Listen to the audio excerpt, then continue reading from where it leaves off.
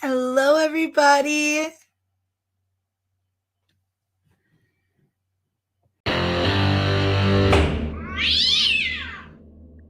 All right. Good afternoon in the jail there. What's your name? Alan Emery. All right, Mr. Emery.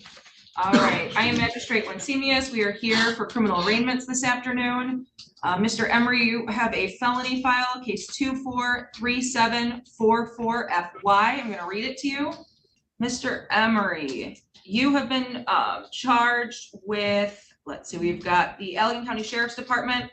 You have been charged in count one with larceny, $1,000 or more, but less than $20,000.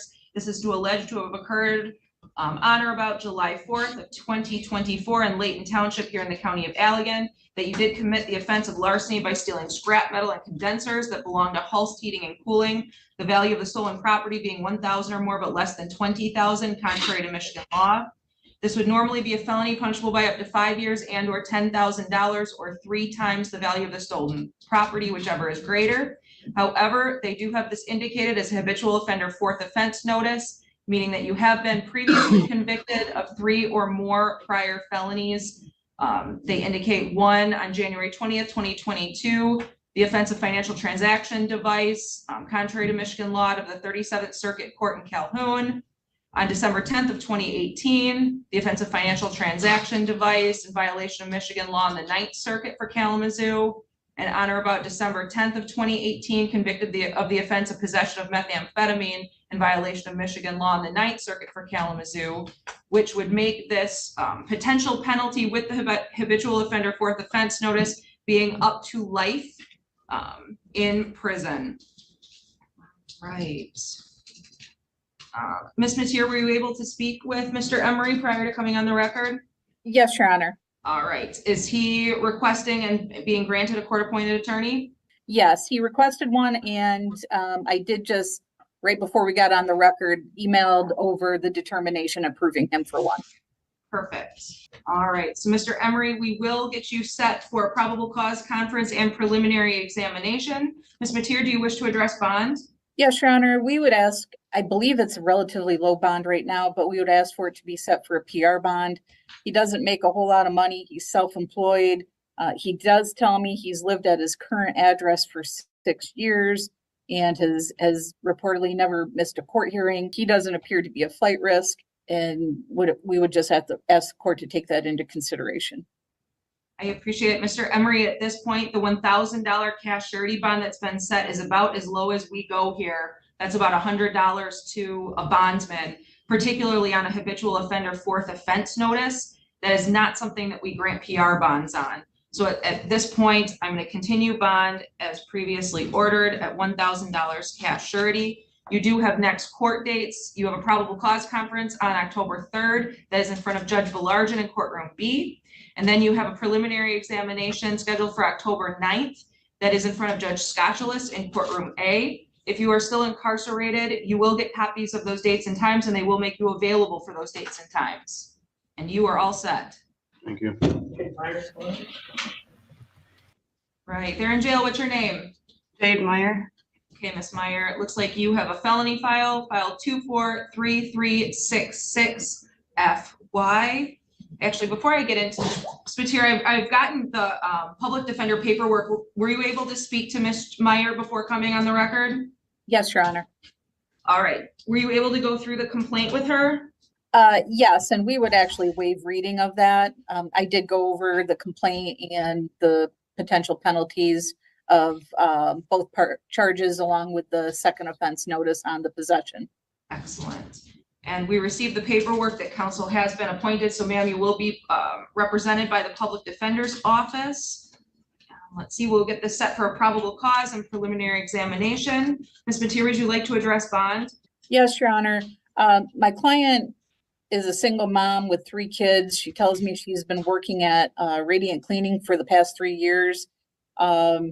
She currently has no money to post bond. Her kids are getting out of school this afternoon. We'd ask the court to consider a PR bond, as she currently has no money to post even a small bond.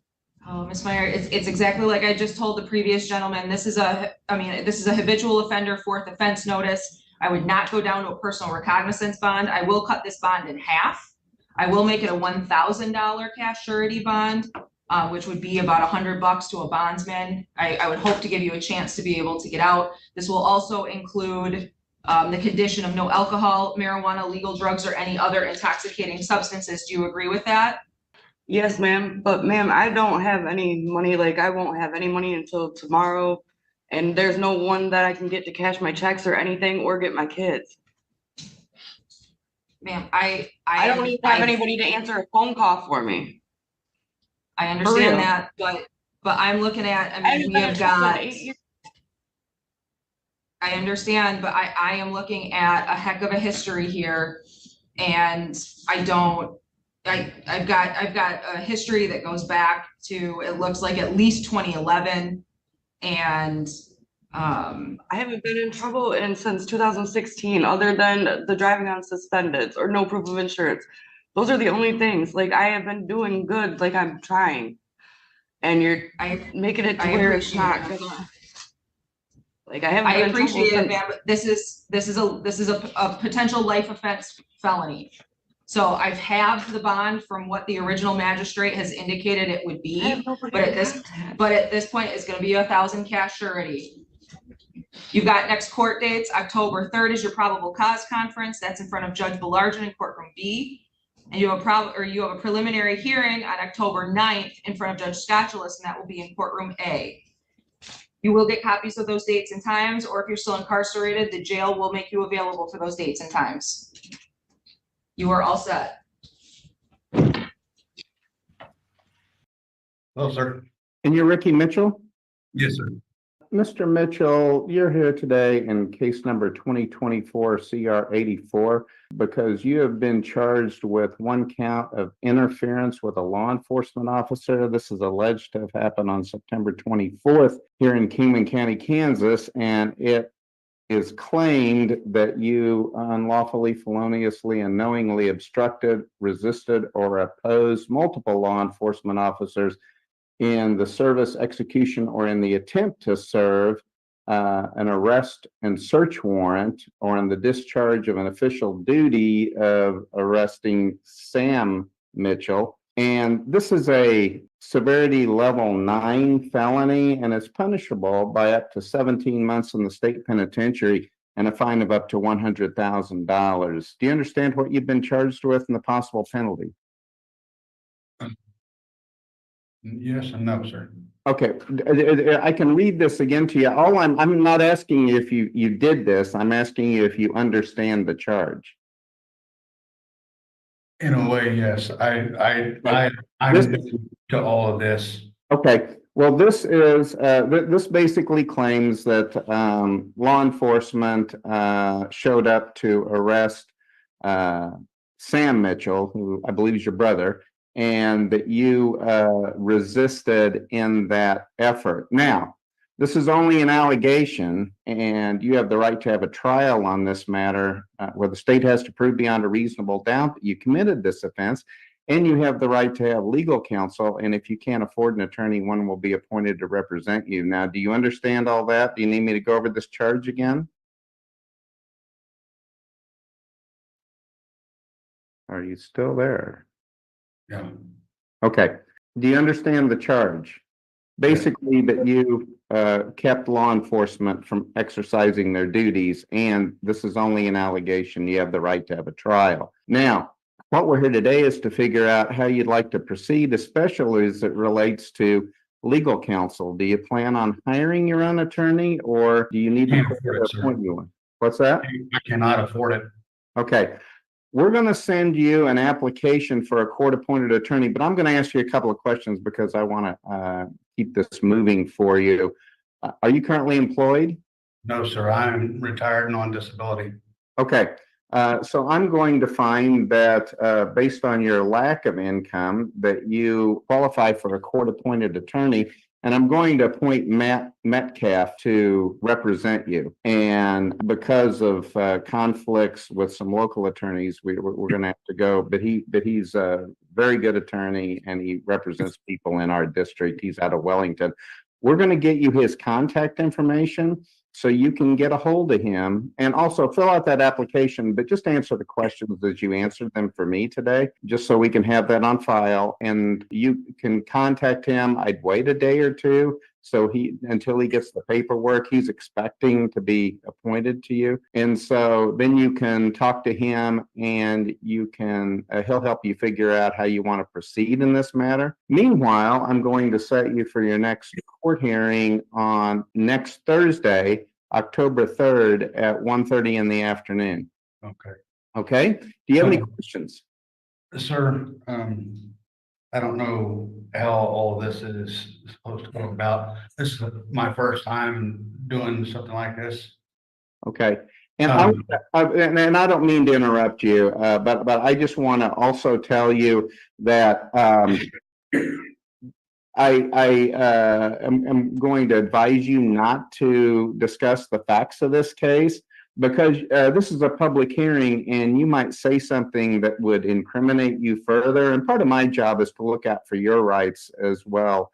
And so I wouldn't discuss the facts of the case with me, but anything you tell your attorney is privileged information. So then you can feel free to talk to him. Okay. But I just want to know if you have any questions about anything that we've discussed today. I don't know if, in a way I do, but I don't know how to go about asking it. Okay. Well, I tell you what, why don't you discuss this with your attorney and he can help you. I can't give you legal advice. I can just discuss procedure and tell you how to do it. I'm kind of like the referee in a game, and I think the questions you have are more for the coach, which is your attorney. Okay. Okay? Yes, sir. I was just trying to figure out, I'm gonna end up losing my house and everything over this. Well, I don't know. I mean, I don't know how this is gonna work out, and so, but that's something that you certainly can talk to your attorney about. Okay. Okay? All right. Thank you very much. I was just trying to see if I could get like a OR or something. Oh, okay. Oh, now that's something that I can handle. But once again, I'm going to ask you to talk to your attorney to help you with this, because right now I'm not inclined. I've set a bond for you, and I'm not inclined to modify that because of what you're accused of. I'm afraid that you might be a flight risk. And so today, I mean, we can always change this, but today I'm going to deny that. And I'm going to leave your bond where it is. But you do have a bond set. What do you mean? What do you mean by a flight risk? Well, that you won't follow the orders of the court, because what you're accused of not following legal orders that were given to you by law enforcement. So I'm not confident that you would follow my orders at this point. But once again, discuss this with your attorney, and you can you can always ask for a bond modification. He can help you, and we can move forward from that. Otherwise, I'll see you next Thursday. Okay. Okay, thank you. And now we're ready for Ms. Barkley. Okay. And you're Dawn Barkley? Yes, I am. Ms. Barkley, you're here today in case number 2024 CR 85, where you have been charged with one count of interference with law enforcement. This claims that on or about September 23rd of this year, you feloniously and knowingly obstructed, resisted, or opposed multiple law enforcement officer in the service, execution, or the attempt to serve or execute an arrest and search warrant, or in the discharge of an official duty in the case of a felony to arrest Sam Mitchell, pursuant to arrest a warrant for attempted second-degree murder. This is a severity level 9 felony, and it's punishable by up to 17 months in the state penitentiary and a fine of up to $100,000. Do you understand this charge and the possible penalty? No, I don't. Okay, well. We asked them for a warrant. Okay. To let them in. We did not know he was there. Okay, well, now, I'm not asking you if you did this. And I'm asking you if you understand the charge. Now, I can try to explain the charge. You've been charged with this count. And I also will tell you, if you'll let me proceed, if you understand the charge, this is only an allegation. You have the right to have a trial on this matter where the state has to prove beyond a reasonable doubt that you committed this offense. And it's their burden to prove that you actually committed this. And you have the right to have an attorney. And if you can't afford an attorney, the court will appoint you one. Do you understand that? Yes. Now, what I want to go back to is, now I'm not asking you to make any comment about your guilt. In fact, I would advise you not to discuss the facts of this case with me, because you might say something that incriminates you. And part of my job is to look out for your rights as well. But what you are charged with is interfering with law enforcement officers as they were trying to execute an arrest, a search warrant against Sam Mitchell. Do you understand that it's an accusation, but do you understand? Yes, I understand that. Okay. And if you would be convicted of this, you could be sentenced to up to 17 months in the state penitentiary and fined up to $100,000. I just want you to understand the charge and the possible penalty, and also your rights to a trial to contest this. So do you understand all that? Yes, now I do. Okay. This is my first time. I've never done this stuff before. No, I understand. And I always want to explain things to people when they come. I don't want people leaving court saying what just happened. I want you to understand this. So, what we're here today is to figure out how you would like to proceed in this matter, especially as it relates to legal counsel. Do you plan on hiring your own attorney? Do you need me to appoint you an attorney? I might be an attorney. I appreciate it. Okay, and do you, we're going to give you an application that you need to fill out, but I'm going to ask you a couple of questions that will allow us to continue with this. And then I'm going to tell you some, a kind of a problem we're having that I'm hoping to resolve here very quickly. So, are you currently employed? No, I'm disabled. Okay. Now, because you don't have any income, I'm going to approve your appointment of a court-appointed attorney. Here's my problem. Because of different court cases and different people who have been involved with you or are involved in this case, most of our local attorneys have conflicts already, and I found, I believe it's your husband. I found him an attorney. We've reached out to several attorneys around our area and just haven't heard back from them. We're going to find one who doesn't have a conflict, who can give you the best representation possible. I don't have a name for you right now, but as soon as I get one, hopefully by the end of the day or at least early next week, we'll get somebody, and then you can contact them, and then you can talk about anything with your attorney, because anything you tell them is privileged. The reason I don't want you talking to me is this is a public hearing, and you might say something that could be used against you later. So as soon as we get you an attorney, I will appoint that person, and we will let you know so you can talk to them. And we're trying to do it as soon as possible. We were trying yesterday, and so what I'm going to do is I'm going to set you for your next court hearing on October 3rd, Thursdays when we have court at 1:30 in the afternoon. Okay. And hopefully by then you'll have spoken to your attorney. Do you have any questions? I'm seeing you shake your head no on that. So I just want to make sure I understand. Okay. I understand everything now. Okay. Thank you very much. And we will see you next Thursday, and hopefully you'll be able to talk to an attorney before then. Thank you. Okay. Thank you. Be safe, be well, sleep sweet, and much love.